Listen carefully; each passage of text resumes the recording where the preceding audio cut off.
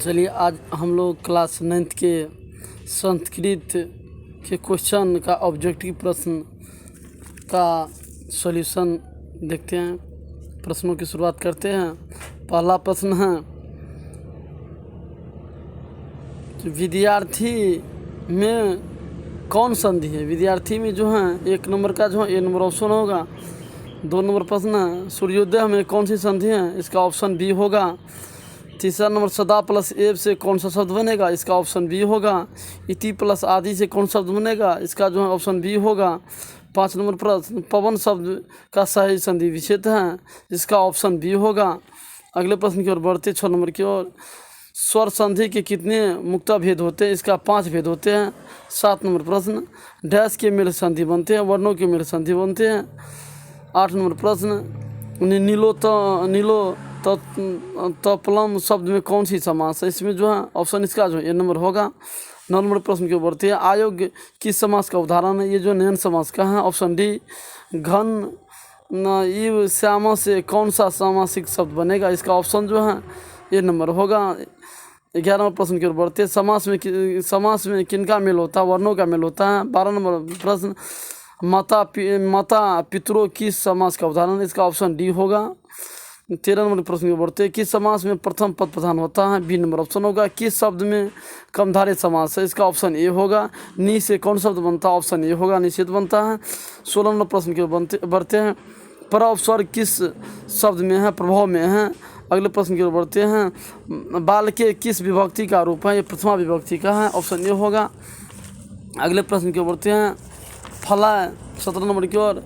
18 number की ओर, फलाय शब्द में कौन सी विभक्ति है? तृतीया विभक्ति, ऑप्शन ए होगा। 19 नंबर बढ़ते हैं, भवत शब्द के द्वितीय वचन पुरुष पुल्लिंग का रूप कौन सा है? इसका ऑप्शन ए होगा। राजस्व शब्द में कौन सी समास है?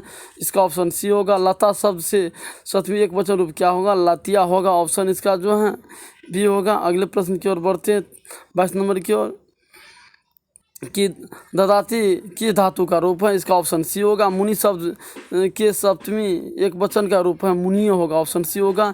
किस शब्द में षष्ठी विभक्ति है? ऑप्शन बी होगा इसका। एनम किस शब्द का रूप है? एतत् का है। गमनियम में कौन सी परत है? इसका जो है ऑप्शन सी होगा, अर्नियन होगा।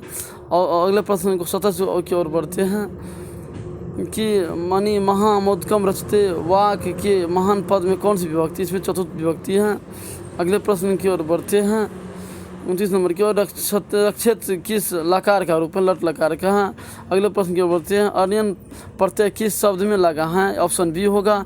विद्या का उत्तम क्या है? बुद्धि, ऑप्शन ए होगा। वेद कितने होते हैं? वेद 4 होते हैं, ऑप्शन डी होगा। वेदों की में सबसे प्राचीनतम वेद क्या है? ऋग्वेद, ऑप्शन सी होगा। कलासु प्रमुख्यम, तो इसका ऑप्शन ये होगा संगीतम।